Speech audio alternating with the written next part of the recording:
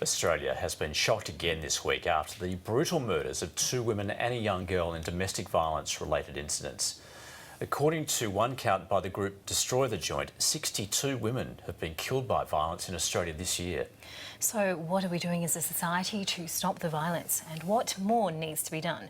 Natasha Stott-Despoja is chair of Our Watch. She says community engagement is critical to addressing the issue. What an horrific week it has been.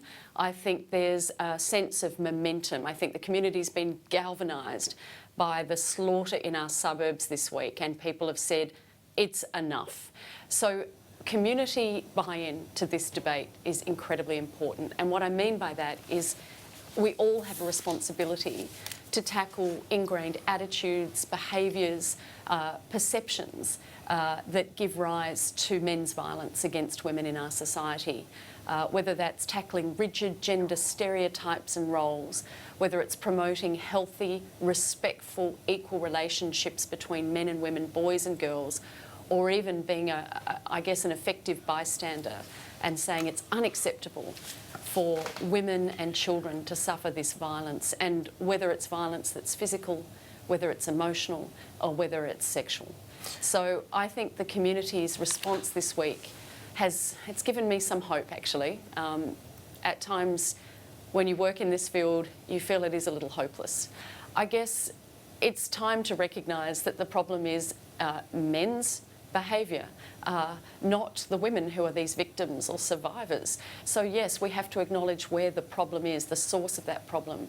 But I acknowledge too that a lot of the work that we've done, even through Our Watch, which is a foundation to prevent violence against women and their children, that there are attitudes among girls and boys, women and men, that are still quite outdated and disturbing. We still know that there's quite a significant cohort or percentage of young people, including girls, who think that it's appropriate for men to have a dominating or domineering role in a relationship. And this is despite the fact that our research shows most boys and girls actually believe in equality in the form of education access and other things.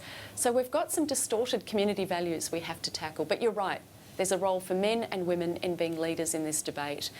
Bring it on. The more the merrier. I think the more people say that this behaviour is unacceptable, the more likely we are to not only bring these figures down, but eliminate violence against women once and for all. The chair of Our Watch, Natasha Stott-Despoja.